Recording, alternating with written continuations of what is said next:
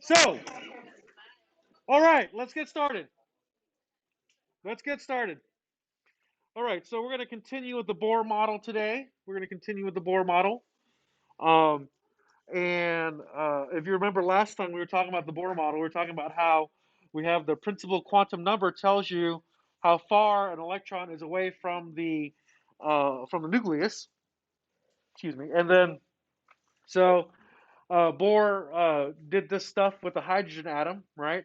And so, according to his model, allowed orbits of the hydrogen electron are called energy states or energy levels, right? And then these energy levels correspond to the specific orbit, which is the distance away from the center, right?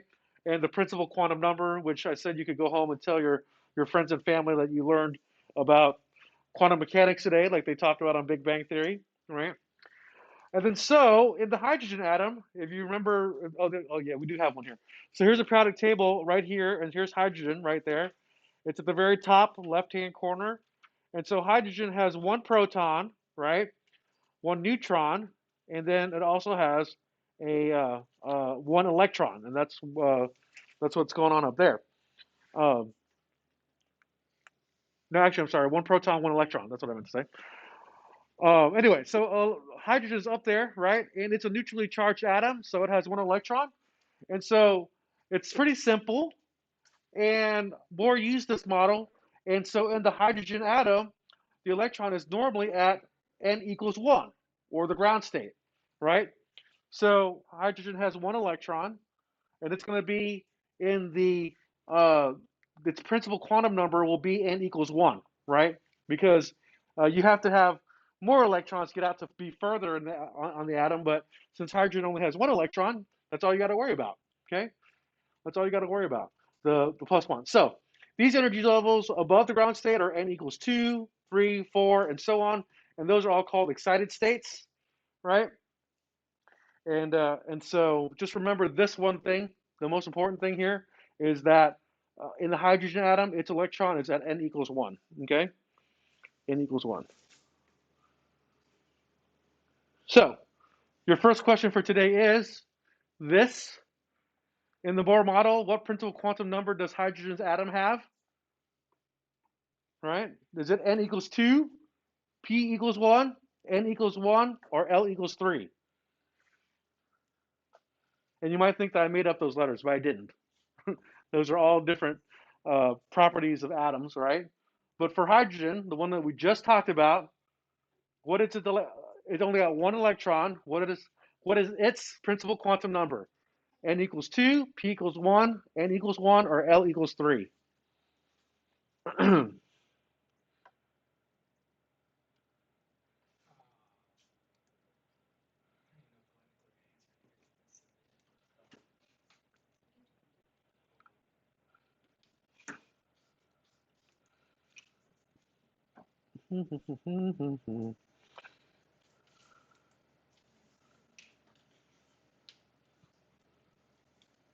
Uh-oh, that's not the right one.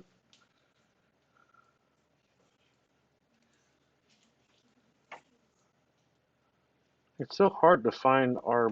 I have so many questions. Oh, here it is. Hydrogen's quantum number. Wow, everybody responded already? 23 people responded, and yes, yes, yes, yes.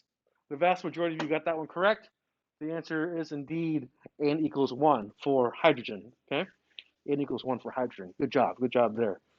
Okay, so recall that Bohr was trying to explain the discrete spectral lines exhibited, right, by the hydrogen atom. Remember in the last lecture we had, I was showing you how if you had just hydrogen inside of this tube here and you electrified it, it would give off some light that would then pass through a prism, and when it passed through the prism, it'd give you the spectral lines of these two purple lines right here, right? This blue line right there and this red line right here. And then if you just had hydrogen gas here, instead of it being electrified, it just kind of blocked the light coming from the light right here, the light being blocked by the hydrogen gas. As that light passes through the hydrogen gas, right, the spectral lines that were visible will now everything else except for the emission lines that were present during when hydrogen was electrified, right? So again, we have the line emission spectra and the line absorption spectra. The line emission spectra is when hydrogen gas is being electrified, it gives off a light, it goes through a prism, and you get those four lines right there, the two purples, one blue, and red. And then the absorption spectra is when hydrogen gas is actually blocking the light, right? Not being electrified, but blocking the light. And then the things that are missing from the spectrum now are those the same lines as the line emission spectra. The thing that's showing now is all the colors of the rainbow. Okay. Note that the observed and the omitted spectra coincide. Right. What basically means note that these are the same numbers here that are missing over here, depending on whether or not you do absorption or emission. Right. So a question I might ask you on an exam would be I think I said this last time too, maybe like for helium or something, which will have different spectral lines, emission lines. And then I'll ask you on this side, like, what will be blocked out, right? And it's a simple question because the answer is it will be the same lines as in the emission spectra, right? And then everything else will be showing. So Bohr was trying to explain why this happens, right? He was trying to explain why this happens. And so hydrogen line emission spectra results from the emission energy of the electrons as it de-excites, right? So if you remember, we were talking about hydrogen's one electron being at the first energy level, or the n equals 1. And then when it gets excited, right, that electron goes up to like n equals 2. And then when it comes back down again, that's when it releases some light, right? So hydrogen line absorption spectrums result from, so next then, hydrogen line absorption spectrum results in energy of an electron excited. It jumps to high, oh, I just said that, I'm sorry. I literally just said this. The hydrogen line absorption spectrum results from the absorption of energy and electron is excited. It jumps to a higher orbit and then absorbs a photon, okay? So this is, I'm going to show you a picture of this happening, but he theorized, right, that the colors that you see are from the fact that the hydrogen atom's electron was in the ground state, and it gets promoted by absorbing a photon of light, right? And then when it comes back down again, it releases light, and that's what you see in the emission spectra, okay? So, I said it was his theory, but it's actually his hypothesis, right? So the dark lines of the hydrogen line absorption spectrum exactly matches up with the bright lines in the hydrogen emission spectrum, which I said that just a second ago. Therefore, Bohr's hypothesis correctly predicts that a excited hydrogen atom will emit/absorb light at the same discrete frequencies, depending on whether the electron is being excited or de-excited, right? And I'll show you that right now. Okay, so this is, you don't really you don't think too hard about this graph. The only thing I want you to see here, is here's n equals 1, right? And it's the ground state. Here's n equals 2, n equals 3, n equals 4, n equals 5, and then n equals infinity is just, there's a whole bunch of later, and we don't really need to care about those, right? And so, and you can't even see it. It's really hard to tell, but there's the four lines of color from hydrogen are right there. Okay, the red, blue, and the two purples. Excuse me. So when the hydrogen actually absorbs some energy, right? What happens is that the electrons get promoted to these higher energy levels, like the n equals 2, or the n equals 3, or the n equals 4, or the n equals 5, right? And so once it gets up there, it's got to come back down somehow, because you can't stay excited forever. And I mean, I guess you could stay excited forever, but electrons don't do that, right? And they'll come down in energy. So the one electron will go up to the n equals 3, for example, and it'll fall down, drop down in energy, and that loss of energy right there for n equals 3 to n equals 2 corresponds to the red line, the red color, right? And then notice here, there's another electron that got promoted all the way up to n equals 4, and it dropped down in energy, right? And it's blue over here, right? Notice that there's more energy between n equals 2. I'm sorry, there's more energy between n equals 3.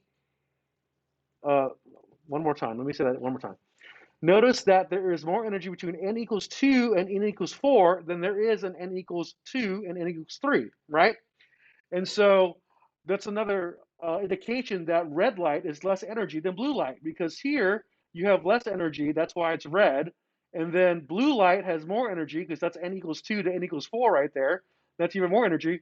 And according to this diagram, what has even more energy than blue light? Purple light does, right?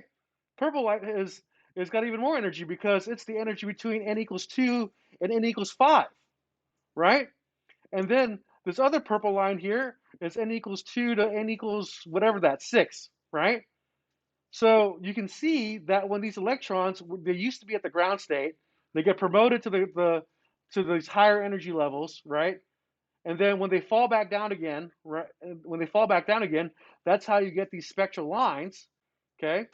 And those spectral lines correspond to the energy gap between each of the different n equals something, right? And the first one here is red. That was the n equals 2 to n equals 3, but that's the lowest one, right? Then the n equals 2 to n equals 4 is the second lowest, right? But it's still higher than the red because that energy gap's even bigger. And then the energy gap's even bigger for the n equals 2 to n equals 5 and n equals 2 to n equals 6. And that's why those are purple lines, right? So even more proof to you that blue light is got more energy than blue light's got more energy than red light, right? Um, so the thing is, the reason why they're showing this, so the first thing you need to know is that when hydrogen gets, its electron gets excited, and then they come back down again, they emit some kind of electromagnetic radiation. It's going to be in the UV, visible, and IR wavelengths. Okay, but what you see in your visual spectrum, you can only see the ones that are in the visible spectrum, right? Your eyes can only see this. Okay, your eyes can only see this part right here. That's in the Roy G. Biv region, right? But it does also drop energy down, right? And it shows energy release over here in the UV area and over here in the IR area, right? But you can't see that. Your eyes can't see that. So you don't see it when you see the spectral lines. But if you were to get like an IR camera, right? Like an infrared camera, like the ones I used to use when we were doing ghost hunting, right? Those, I think they're called FLIRs, FLIR cameras, right? Those will see into the IR spectrum, right? Those will see into the IR spectrum, and you can see uh, light being emitted from hydrogen, right? And then I think they also even make UV cameras now too. Don't they make UV cameras as well? It's actually kind of interesting that they have cameras that show you in all kinds of, you know. In fact, your phone should actually see the IR range.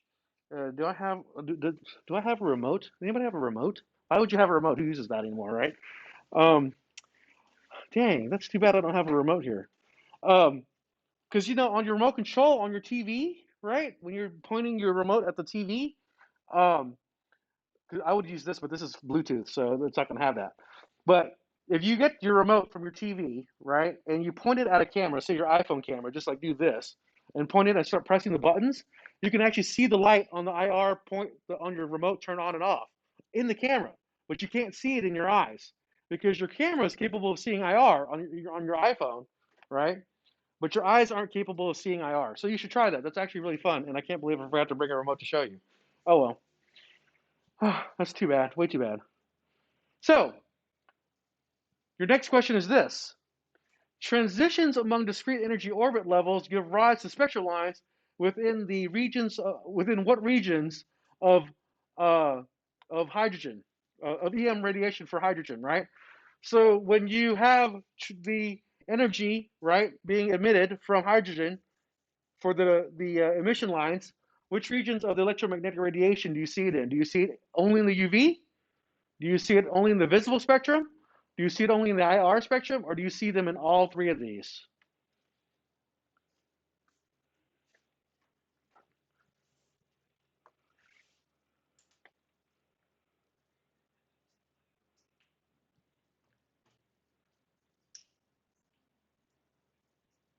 So just to be clear, right, this is asking you the question of what in what regions is it at all, right? Not that you can see, but all of it, even if you can't see it. Oh, ooh, 24 people in here today. How is it that you're all still here? It's crazy. No, meaning not saying that you're stupid and you're gonna drop or something. I mean like because I'm a terrible teacher type of thing. That's what I mean.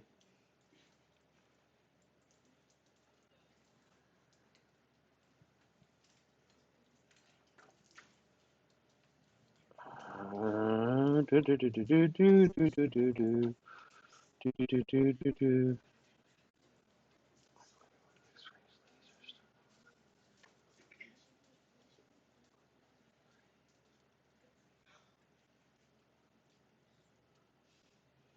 What the heck is this one at? Voltage? No. Okay, one more time.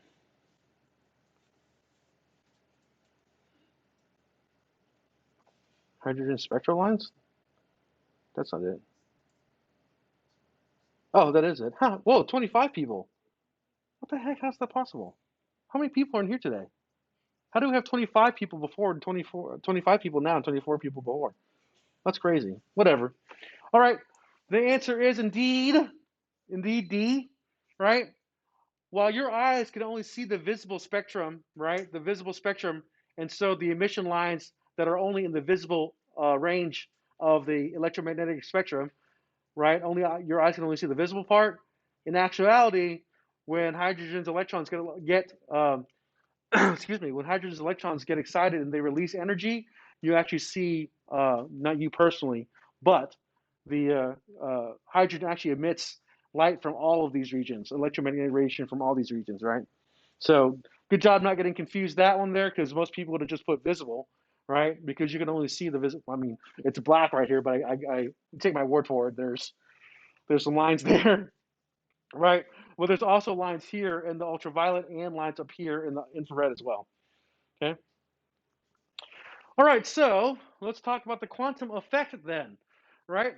Energy level arrangements are different for all of the various atoms, and therefore every element has a characteristic, unique line emission and line absorption fingerprints. And I was talking about this before, where you can actually identify. I was telling you before where you can actually identify different gases and different elements just based on their spectral lines, right? Because they're all different. And they used to use that back a lot in forensic sciences too, when they, because it was an easy way to tell what a unknown material was, right?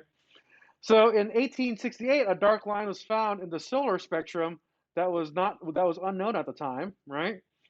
It was correctly concluded that this line represented a new element called helium. Later, this element was indeed found on Earth. Funny, funny, funny, funny. Interesting. So that takes us to molecular spectroscopy. Okay. Excuse me. In molecular spectroscopy, modern physics and chemistry actively study the energy levels for various atomic molecular systems. Molecular spectroscopy is the study of the spectra and the energy levels of molecules. And again, we use it in chemistry a lot to figure out the identity of unknown molecules, right? Because they all have their own different spectral lines, and we can use that to identify them. Uh, Basically, we have like a library of known molecules, and they'll have a picture of the spectral lines, and then you put in your stuff and see what spectral lines come out, and then you can compare it to the library, and then you can see which one your stuff matches to, right? So, for example, the water molecule has rotational energy levels that are affected by the change in microwaves. Oh, we're going to talk about microwaves now? Exciting. So, oh, here's the electromagnetic radiation spectrum right here, the EM spectrum, and we were talking about this before, like before the last test, right? Where we have gamma rays here, that's what caused the Hulk, right? And then X-rays was, you get cancer from X-rays, so that's why you have to wear like lead vest and such. Skin cancer from ultraviolet, and then we have the visible spectrum, which is where we see most of our spectral lines. Our eyes can only see in the visible spectrum. But elements do have spectral lines that are outside the visible spectrum too, in the ultraviolet and in the infrared. Then we have microwaves. Microwaves are the same microwaves that we use in your cell phones and we use in the microwave ovens, right? And then we have radio waves, FM, short wave, and AM. I don't know who still uses a radio though. I mean, I still have a radio in my car, but I never use it. So let's talk about the microwave oven then, right? Let's talk about the microwave oven. Okay. Most foods contain moisture. Their water molecules absorb microwave radiation and gain energy. As the water molecules gain energy, they rotate more, right? Rapidly, thus heating slash cooking the item. Fats, oils also preferentially gain energy from getting very excited by microwaves. So here's the story, right? Um, or here's the thing I should ask you about, right? Have you noticed that when you put something dry in the microwave and try to heat it up, it doesn't actually get hot? Right? It takes a lot more microwaving to get it in there. And this is particularly apparent in, for example, like bad brisket. Why am I always talking about brisket? I was talking about briskets, last time with dead bodies and stuff. Now I'm talking about briskets again. Anyway,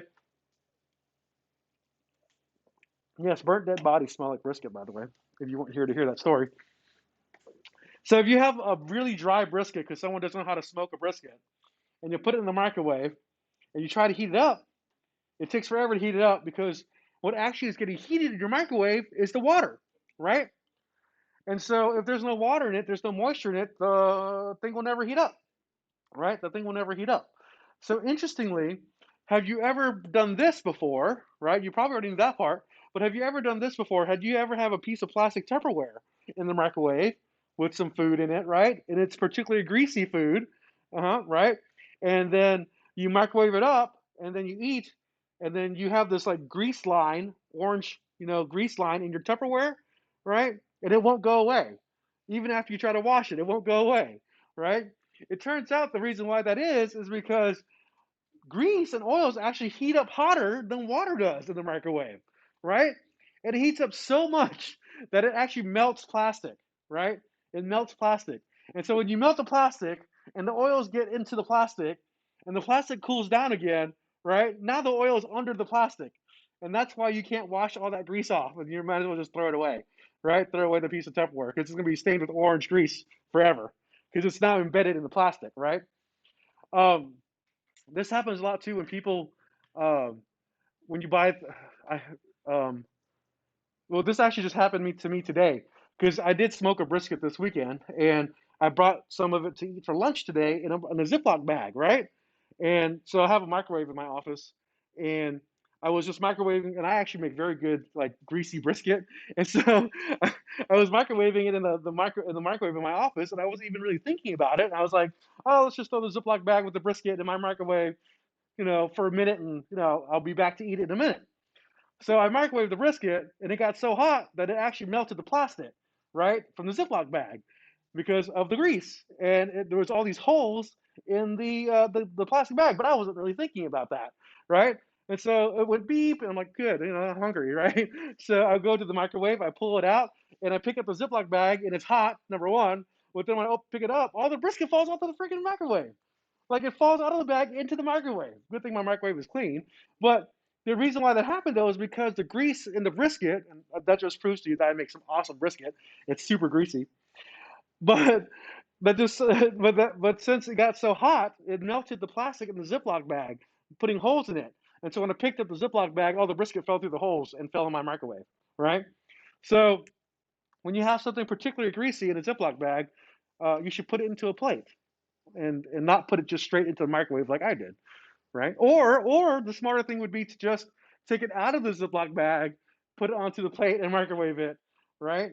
See, I have a toaster oven in my office too. I should have just used the toaster oven. That would have been better actually, because toaster ovens actually cook more evenly than microwaves do. Have you noticed that? Microwaves only cook the outside first, right? And so you keep on microwaving, and then the outside gets completely burned and the inside's still cold, right? So that's another thing about microwaves. Whereas a toaster oven, especially a convection toaster oven like the one I have in my office, awesome stuff for even cooking, right? Awesome stuff for even cooking. Okay, so oh my god, I just talked about this. I literally just talked about this. So microwave oven, paper, plastic, ceramic, glass dishes are not directly heated by microwaves. We knew that already, right? But they may be heated by contact with food, right? So interestingly enough, the interior metal sides of an oven reflect the radiation, so that it remains cool. It remains cool, right? But do microwaves penetrate the food and heat it throughout? Microwaves actually only penetrate a few centimeters, and therefore they work better if you cut the food into small pieces, and then inside of the food may get heated by conduction, right? So that's the reason why. That's the reason why when you cook it with a microwave, you always get the outside burnt, right, and the inside still raw. So you shouldn't put a raw chicken in the microwave. And the reason why is because the microwave's only cook with like into like a couple centimeters, and what you're hoping is that the heat that's from those couple centimeters is going to be conducted throughout the whole piece of chicken. But if that chicken is pretty thick, you know, it's still going to be raw in the center. And you'll cut it open, and you try to eat it, and then you get infected with salmonella, and then you'll bleed out of your eyes, and it's a bad situation when you're bleeding out of your eyes because of salmonella, infection, right? And so I always recommend to people if you're going to eat some raw chicken, which sometimes people do that, to take a shot of Captain Morgan's afterwards. You'll be fine. You'll be perfectly fine. Okay? No, seriously, like, oh my God. so, so I think I told you before. Back at Auburn University, they're a huge football school, and so they let you drink on campus at Auburn, right? Especially during football games, and so of course, one time during a football game, it was super cold. It was the day that, oh man, it was the day that Auburn University beat LSU, and then the LSU coach got fired right afterwards. It was amazing, right? It was a great day for us. I mean, I feel bad for the LSU coach, but still, it was a great day for us.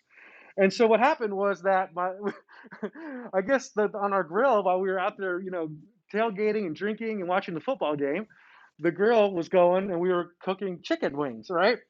And this happens too with grills as well. We're cooking chicken wings, and they came off the grill completely black, right? Like that murder suicide guy I had to deal with, he completely black on the outside, right? And you bit into it, and it was still like cold and juicy on the inside, like liquidy on the inside, right?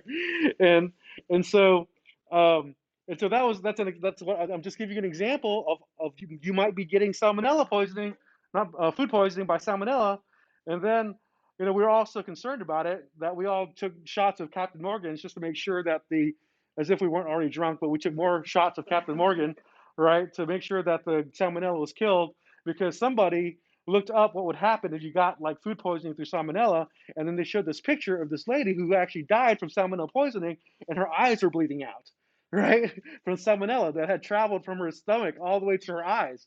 And we're like, oh no, that's not happened to us. We're gonna take a couple more shots of Captain Morgan, and we're good, right? And it happened. So that's what happened. That is the same night that I burned off my eyebrows, by the way. Same night. It turns out, by the way, you shouldn't make your own lighter fluid, right? It's a bad idea. So okay, here, okay, let me just tell you the story, okay? Just so you don't think I'm crazy, all right? I'm a chemist. I thought I could make my own lighter fluid, and so because we were out of lighter fluid, and I got together some methanol, ethanol, acetone, and methyl ethyl acetate, right? I'm like, oh, this is perfect. It's it sounds just like lighter fluid. Well, I mean, we're chemists, right? So I take this mixture, right? I take this mixture of lighter fluid and my lighter fluid, and I squirt it onto the coals, right? And I'm like lighting it, and it's not lighting for some reason, right? So I get a little closer, and I light it some more, and it's still not lighting. And I get a little closer, and then it finally lights, and it goes boom, like a huge explosion happens, right? In my face. And and my boss was actually on the other side. He was like, "Fong, are you okay?" And I stepped back, and I'm like, my boss's name was Steve. I'm like, Steve, am I missing an eyebrow? And he said, yes, you are missing an eyebrow. You're missing both eyebrows, and also your arm hair too. And I looked at my arm hair, and like all my hair on my arm is gone. So yes, don't make your own lighter fluid. Okay. In my defense, in my defense, we were afraid of getting salmonella food poisoning. Okay. And my other defense too is the fact that the guy who was helping me was a computational chemist, which doesn't really know how to do real chemistry, but he seemed smart at the time. He's like, "Yeah, go ahead, Fong, do it. That's perfect, perfect combination." Yeah, good. I guess I could have asked him to, read the back of the lighter fluid bottle that we had. to see what the actual ingredients were. But yeah, that was a bad idea. I'm happy to say though, my eyebrows have grown back normally, and my arm hair over here is still. This happened like 2 years ago, so so my arm hair over here is still kind of, but those, whatever. Oh man, can you believe I'm a doctor? It's crazy. It's crazy that I'm a doctor, isn't it? Anyway, uh, uh, oops, what happened here? Anyway, so just to recap, right? And I'm going to ask you about this on the test, right? About how microwave ovens are used and how they work, right? Uh, why is it that plastics will melt in the microwave and get stained with grease? It's because the heat from the food or the grease that's getting heated, right, is so hot that it transfers to the plastic using conduction, right? And that's when it melts the plastic. You bring it out the microwave, and it recools down and solidifies again with the grease in it, and that's why it will never come out again, right? And why is it that food doesn't cook evenly in the microwave? It's because microwaves only penetrate a few centimeters, right? So the best way to do it is to cut up into small pieces so that you hope that the heat that's being transferred through conduction from the outside gets to the inside. So that's probably more about microwaves than you ever wanted to know, and also more about lighter fluid than you wanted to know. But that's okay. You're gonna miss this class, I promise. You're gonna miss all the stories. You will never have another professor that tells you the stories that I tell you from my youth that happened only a few years ago. All right, so this guy from the Raytheon Corporation, right? His name was Percy Spencer, and he actually invented the microwave because he had a chocolate bar next to the microwave, right? Next to a microwave source, right? Not actually a microwave, but like a machine that put out microwave radiation, right? So things that do that are like your phones will do that. Wi-Fi routers also do it too. Don't we have a Wi-Fi router in here? I guess if we had a Wi-Fi router in here, we'd have better Wi-Fi in this room, but we don't. But anyway, he was sitting next to a Wi-Fi. So I'm not. Yes, because they had Wi-Fi back in 1946. No, he was sitting next to a microwave source, right? And of course, his chocolate bar melted, and then within a year, they patented the first microwave. So, holy crap, my chocolate bar melted. That's a new invention right there, right? Good stuff. Good stuff. But now people are worried about microwaves causing cancer and stuff, like brain cancer because they're on your phone, and, like testicular cancer because, guys put them in their pockets and stuff, you know. I don't know where girls keep their phones. Maybe in their bras. I don't know. But everybody thinks that phones causes cancer now. I'm just saying. Just saying. And they even say there's even rumor that 5G causes even more cancer. So careful with that. So just saying. I don't think it causes cancer. I'm just relaying to you a message. Okay. So here's your next question. Here's your next question. Which of the following is not true about microwave ovens? It's electromagnetic radiation that's relatively low. It's invented by a guy named Percy Spencer because of a chocolate bar. Plastics, paper, ceramics, glass are directly heated by microwaves. Directly heated. And the interior metals of the interior metal sides of the microwave reflect the radiation, and so that keeps the microwave cool to the touch on the outside, right?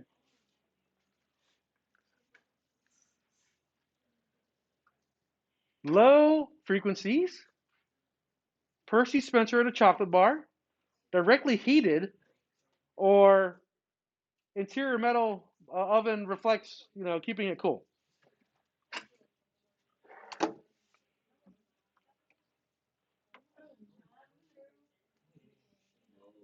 Are you serious? Are you one of the ones?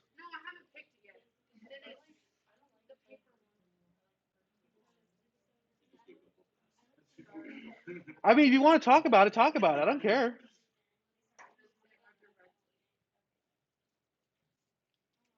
I really don't care if you talk about it. I encourage you to talk about it. No, it's fine.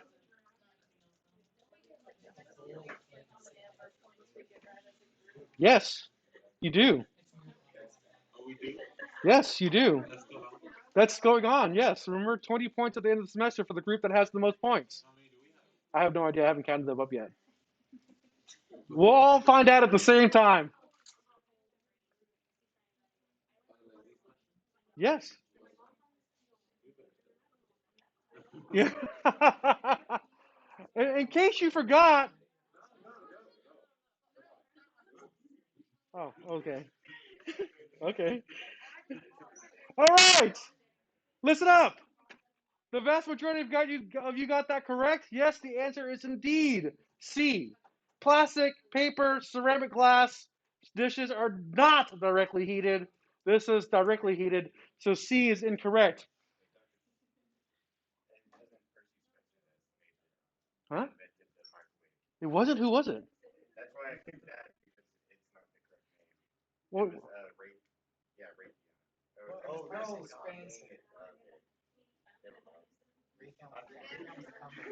yeah, Percy Spencer worked for Raytheon.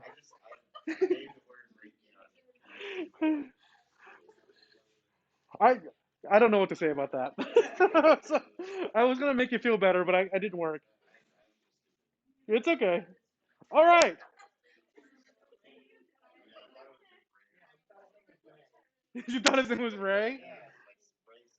Raytheon Corporation, right? Oh, yeah, you're wrong. All right, so let's talk about X-rays now. There's always interesting things about all these like different things here. So X-rays are actually discovered by a guy in Germany or a German guy named Röntgen in 1895. I actually was able to go visit Röntgen's lab. Um, so back at Sam Houston State University, where I went to my undergrad, they had a study abroad program for chemistry where you could spend the entire summer in Europe studying about chemistry. And it was a great time. I mean, there was a lot of beer in Germany, let me tell you, right? Have you never been to Germany before? Well, if you've never been to Europe before, I highly recommend going to Germany. It was probably my favorite country of all the entire trip because we went to Paris, went to Germany, went to England, went to Switzerland, right? And Germany was my favorite. But it's probably because did you know that in Germany beer is cheaper than water? Like legit, yeah. That's what I'm saying. Like you can actually buy beer at like McDonald's, for example, right? And a large beer. I should have brought the picture of me holding the large beer in a McDonald's cup, right? So you can get a large beer in a McDonald's cup for 75 cents, right? It's like I guess in American it would be like 32 ounces, right? But the same amount in water is $1.25. So what you gonna drink? Beer, not water, right? So I highly recommend going to Germany. It's a good time, right? And everybody's happy over there because they're all like buzzed. They're literally all buzzed over there. So, and then the Autobahn is a real thing too, by the way. Anyway, so I was fortunate enough to go to Germany and see Röntgen's lab, right? And he actually noticed X-rays when he was working with a gas discharge tube that was a piece that had a piece of fluorescent paper across the room glowing. Wow, that's crazy. He had a he had a glass discharge tube that made a piece of fluorescent paper across the room glow. That across the room. That's crazy. That's really far. I've been in that room too, so I don't remember it being that far away. But dang, that's pretty crazy. Roken deduced that for some unknown, unseen radiation was coming from the tube, and since he didn't know what it was called, he called it X radiation because it was unknown. And so you know how in mathematics, every time you solve for something, it's always solving for X, right? Well, this is why Roken named it X-rays because he didn't know what it was, and so he called it X-rays. Just like mathematics, math people call it X, solving for X. Yeah, I have a picture of myself with a statue of Roken, a bust. I should show you that picture too, man. I keep forgetting to bring these things into class.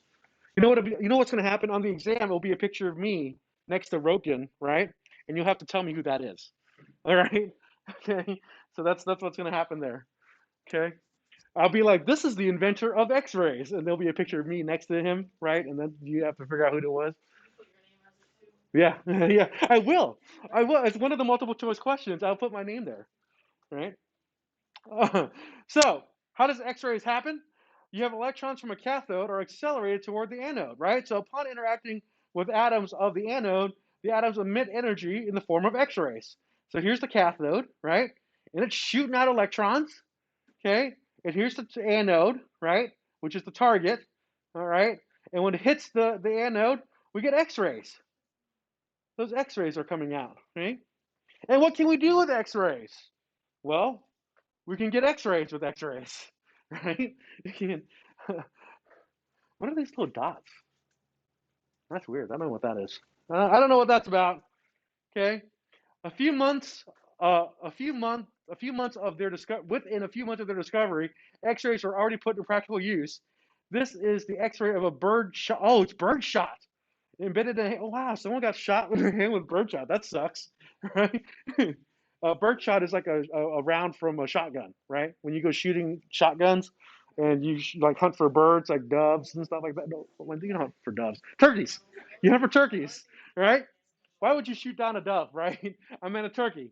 And say you shoot a turkey, what you use is you use bird shot because if you use most of the time bird shot is made of steel, right? And you can pick out the bird shot from the bird and you can eat the bird with the steel. But other stuff like a buckshot is made of lead, right? And you don't want to be shooting your future food with lead, right? And that's why you don't use buckshot on a. And also buckshot is like really big, you know. You want to stop someone from coming in your house, you shoot them with buckshot, right? Sure,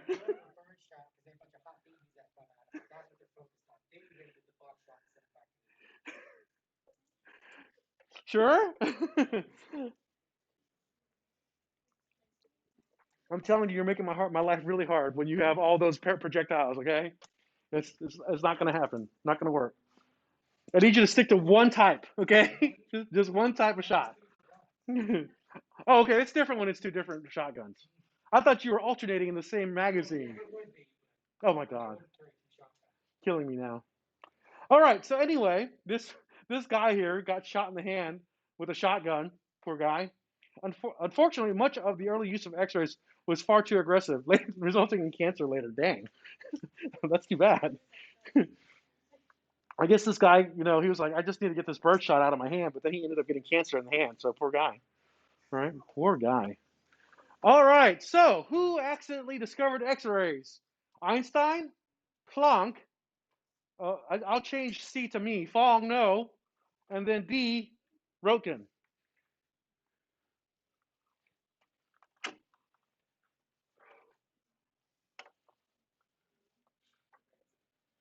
All right, all right. This was X-rays, I believe.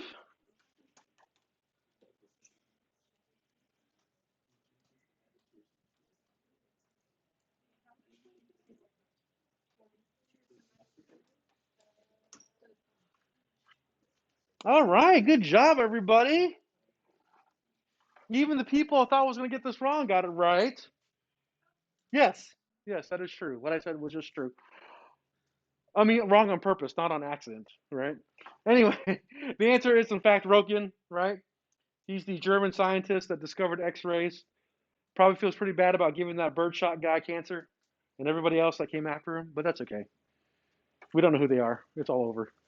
All right, so now let's talk about lasers. I like this laser right here. This laser right here. See? Let's talk about lasers now. Okay? What are lasers? How do they work, right? Unlike the accidental discovery of X-rays, the idea for the laser was initially developed from a theory and then was later built on that theory. So the word laser, which I had no idea before I read this slide, right? The word laser actually comes from an acronym, right? And laser stands for light amplification by stimulated emission of radiation. Had no idea. Did you guys know that laser stood for something? Better than me. So I had no idea that laser actually stood for something. In fact, when I was younger, I used to think laser had a Z in it. You know? So, huh? Seriously. Seriously. I totally made that up. I made that story up. No, I'm saying I made that story up. I never thought it was spelled with a Z. So that's crazy. No, I made up the story about thinking it was spelled with a Z, but I did not make up the story about not knowing that it stood for something. I had no idea actually that it stood for something. So what happens in laser is that in lasers, right? Oh wait, what is it? No, that's no, sorry. The guy from Guardians of the Galaxy was Taser, wasn't he? No, no. The one that sounded like laser. Taser Face. That's his name. I think. I could. Yeah. Okay. Now, see, now you got me on this name thing. I don't even know anymore. Anyway, so how do lasers work? Most excited atoms will immediately return to the ground state, right? Like the hydrogen atom, right? That's why you get those lights, the emission frequency so fast. Emission spectral lines are really fast, right? But for some substance like ruby crystals, CO2 gas, and others, they have a metastable excited state. Ooh, what does metastable mean? What does metastable mean? I wonder what kind of laser is this? Okay, so anyway, so let's talk about how lasers actually work. Okay, an atom absorbs a photon and then becomes excited, right? The transition to a higher energy orbit, which is what I talked about a second ago, right? Here's some light, and it goes into the atom here, and then there's the electron, and the electron absorbs that energy and gets pushed out to the higher energy level, right? And now the electron's on the outside. Okay, that's like a normal one. But then, right? But then when it comes back down, right? When it comes back down in normal light, a normal emission, when the electron comes back down, you get one photon out, right? One photon of light out. Okay. So remember over here, you had one photon come in. It promoted the electron to the higher energy level, right? And then when it came back down again, it relaxed back down. It emitted one photon, right? So one for one. Okay. That's how regular emission spectrum work, like with the hydrogen atom, like we were talking with Bohr a second ago, right? But this is how a laser works. Okay. Striking an excited atom with a photon of the same energy, right, as initially absorbed will result in emission of two photons. So what does that mean? Well, we've already done, and we've already hit it with one photon, right? And so the electron is already up here, right, in the outer ring, right, already excited, and we're going to hit it again, right, with one more photon, right? So how this can happen is, say, for example, electricity, okay, like in a regular laser, right? This laser runs on battery power, right? And so that battery power makes the electron go up to one, makes it go up one energy level, right? But then you shine some light into it, and then now it's already up in this excited energy level, okay? And it gets even more excited, okay? So that's called stimulation, right? Wow, excited stimulation sounds like the same thing, right? And then so it's stimulated now. The electron is stimulated. Not only was the electron excited already, after it got excited by the electricity of the battery, right? The battery power, right? It gets excited again by an extra photon being shot into it. And then after that, when it comes back down from the excited state, it shoots out two photons, right? And that's how a laser works, right? It got extra excited. And so this is called stimulated emission. Stimulated emission. Okay? Anybody confused about that? It's very I don't know why, but that sounds really dirty to me. Like excited with a battery powered thing, and then getting something injected into it so it gets even more excited and stimulated, and then suddenly it just releases a stimulated emission. Doesn't that sound dirty? Just, I think it does, but I could be wrong. So it just sounds very weird. I'm not a researcher in lasers. Okay, I don't research lasers. I'm not the one that came up with these terms. Okay, I'm just reading it to you and telling you that it sounds weird. Okay. All right. So let's look at it in actual laser talk now, right? So here we are with these atoms right here, right? And then they're getting excited now by the electricity, right? And so they get excited to the higher upper level right here, right? Okay. And then here they are in the higher level, and then they get hit with some photons, right? And so they get stimulated emission occurs, right? And so it keeps happening, and then that's how you get a very bright laser from just a very small amount of light, right? So here are the steps in a nutshell. Electrons absorb energy and move to a higher energy level. Then photons approach and stimulate the emission, stimulated emission occurs, right? And then this stimulated emission causes a chain reaction, and that's what causes such a strong pulse of light coming from the laser, right? Very interesting stuff. All right, so in a stimulated emission, an excited atom is struck by a photon of the same energy as allowed in the transition, and the two photons are emitted, right? The two photons are in phase and therefore constructively interfere, which means they build on each other, right? Remember before we were talking about destructive and constructive interference. Uh, Destructive interference will cancel things out, but constructive interference will actually build on each other, right? Will build on each other. We talked about that in the sound section, I believe, right? Where we're talking about sound. And so the result is many stimulated emissions and reflections in a laser tube that is narrow, and then you get an intense beam of laser, right? The beam consists of the same energy and wavelength, and it's monochromatic, which means it's usually only one color, right? Usually only one color. So what do we use lasers for? Uh, Very accurate measurements can be done by reflecting lasers with reflecting lasers, right? And so I don't know if you've ever seen a lot of times. So I don't know if you've ever seen like people on the street that have the tripods, and they're looking through the tripod on the street, like not on the street itself, but like on a piece of grass next to the street. They're the land surveyors, right? And what they're looking through is like a laser rangefinder, right, to see like very accurate distances. Okay, but I think the more interesting thing that you don't see often is that you can actually determine the distance from the Earth to the Moon. So back during the Apollo missions, right, the Apollo astronauts actually left a a mirror on the moon, right? An actual mirror on the moon, and from Earth, we can actually shoot a laser at the moon, hit that mirror, right, and time how long it takes for the laser to come back, right, and then you can tell exactly how far the moon is from the Earth. It's actually pretty cool, right? Um, and if you watch The Big Bang Theory, they were talking about that once in one episode. The one that had Zach in it, and he thought that this picture on Science Magazine was the solar system, but it was actually an atom. And then he was very excited about the fact that he had come up with because I guess his family owned a chain of restaurants like Chili's or something, and he came up with the phrase appetizer, you know, they'll play on appetizer and stuff, right? He just, I mean, poor guy, he was just trying to help. He was just trying to help. Anyway, in that same episode, they were Leonard and Howard and Sheldon and Raj were on the roof of their apartment, and they were so anybody can actually do it. You don't have to work at NASA, right? Anybody can do it.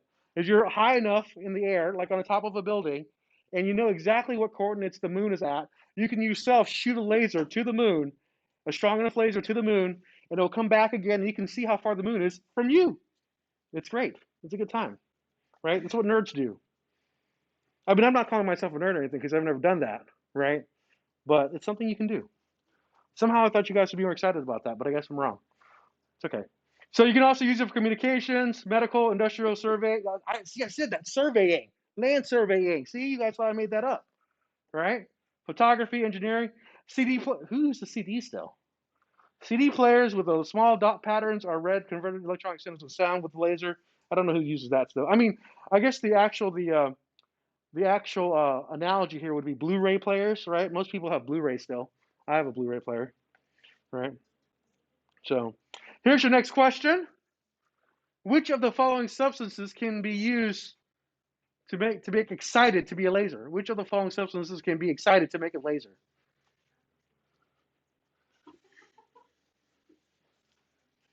Which of the following substances can be excited to make a laser?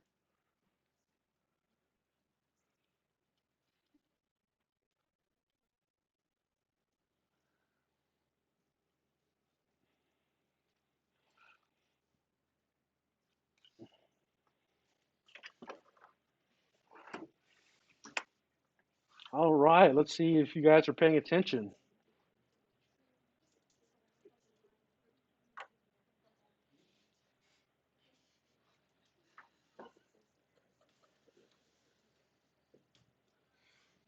Lasers. 17 people have responded. I'm gonna go ahead and tell you guys. No, I'll wait. I'll wait. Five more people need to respond. I don't want to give anybody an unfair advantage.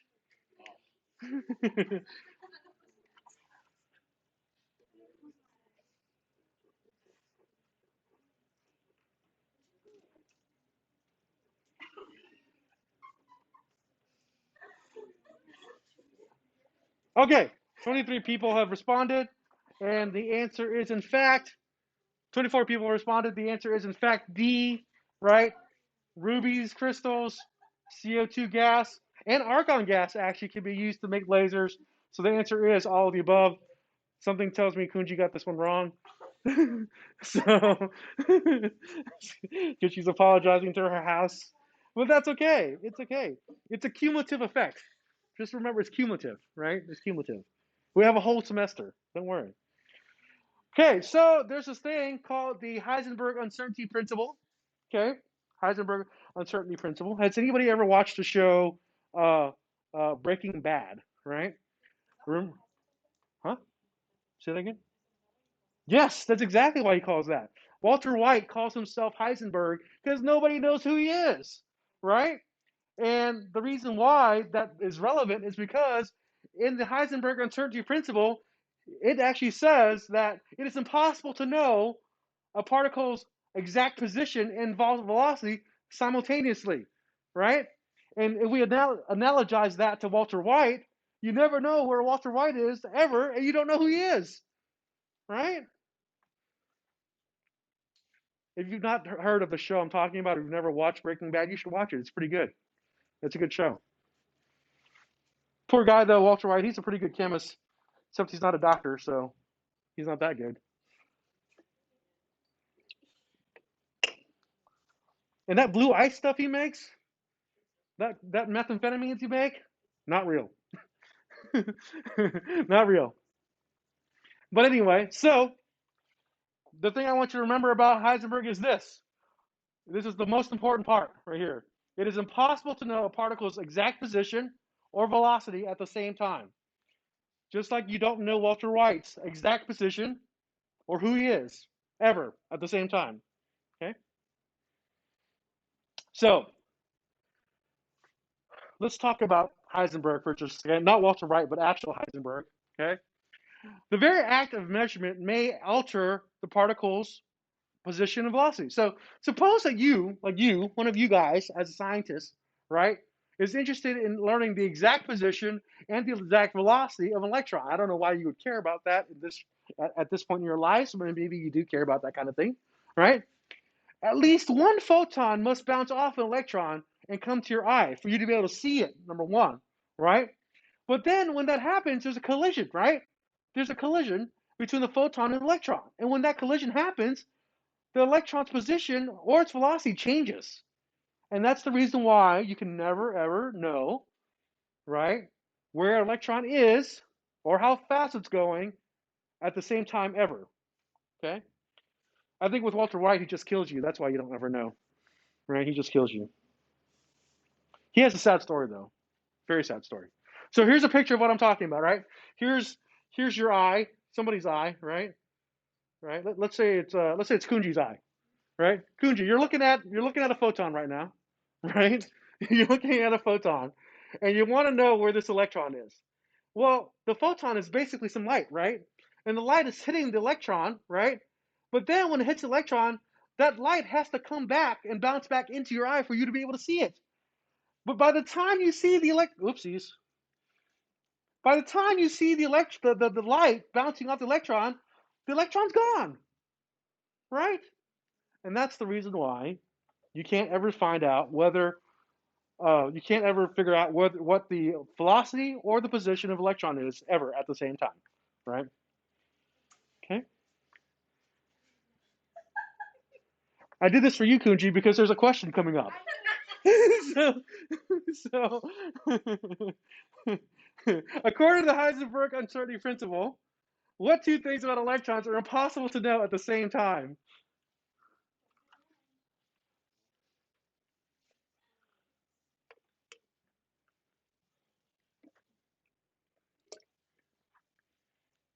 You knew I did that because there was a question coming up, right? so,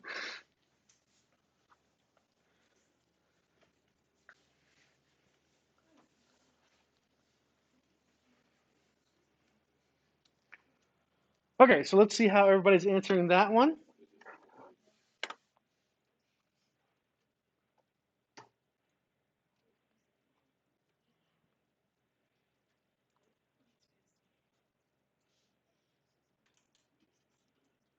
Heisenberg uncertainty. Wow, everybody answered fast. All right, good job. The vast majority of you got that correct. The answer is indeed the position and the velocity, weight and mass, force and acceleration. I thought we were past those sections already, right? And then charge and intensity. Ah, that's dumb. Answer is C. Quite definitely it is C. Good job. Good job. All right, so we only got a couple more slides left to go before the class ends, right? So there's this thing called the de Broglie wave, okay? The de Broglie wave, okay?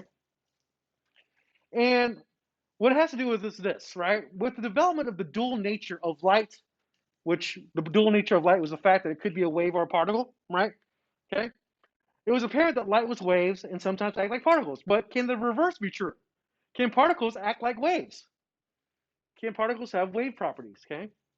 And so in 1925, a French physicist, de Broglie, postulated that matter has properties of both waves and particles. Okay. Both waves and particles. Okay. And then there's an equation that's about to come up, but I don't want you to do any math with it.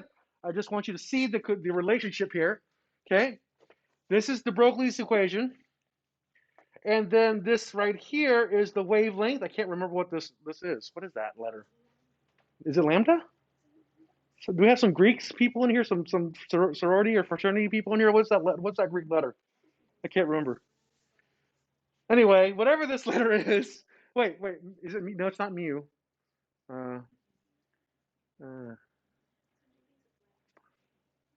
I think you're right. I think it's lambda. I think she's right. I think she's right. We have lambda here equals h over mv, right? And so mass is the mass of the moving particle. M is the mass, and it's the moving particle. V is the speed of the moving particle, right? And then h is Planck's constant, okay? And then the wavelength of the moving particle is the lambda. Yeah, that has to be lambda. That's right. I think you're right. Okay? So I just want you to see that the wavelength here is indirectly proportional, right? Or inversely proportional to the mass and the speed, okay? So what that means is that if the mass and speed are big, the wavelength is what? Really small, right? Whereas if the mass and speed are really small, the wavelength is what? Really big, okay? Inversely proportional, right? Because it's in the denominator, okay? So what does that mean to you? Okay, what does that mean to you? The waves associated with moving particles are called matter waves or the Broglie waves. Note that the Broglie wave equation is lambda equals h over h is Planck's constant over the mass times the velocity, right? And it's inversely proportional. See, inversely proportional. So the longest wavelengths are associated with a very small mass, right? Very small mass. Okay. So what that means is that something like me that's super heavy, right? Because I have such a big mass, right? Will have a very, very small de Broglie wavelength, right? But then something like these keys right here, right? They're tiny, right? Will have a much larger de Broglie wavelength than me, right? Okay. Also note that since Planck's constant is so small, the resulting wavelengths of matter are quite small. Okay. So here's the next question. De Broglie's equation is lambda equals the Planck's constant divided by the mass times the velocity. Thus, the longest wavelengths are associated with what? The smallest masses, the largest masses, the largest velocities, or the smallest velocities? And that sucks. I just realized I messed up that question.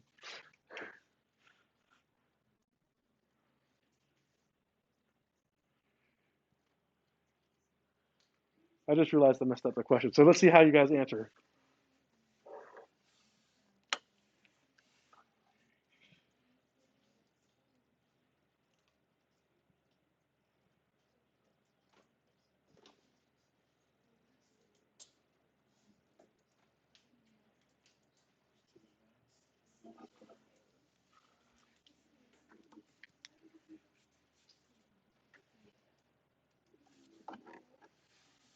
If this one is tricky to you, it's because I messed the question up. I totally messed it up. I'm sure some of you can see how I messed it up.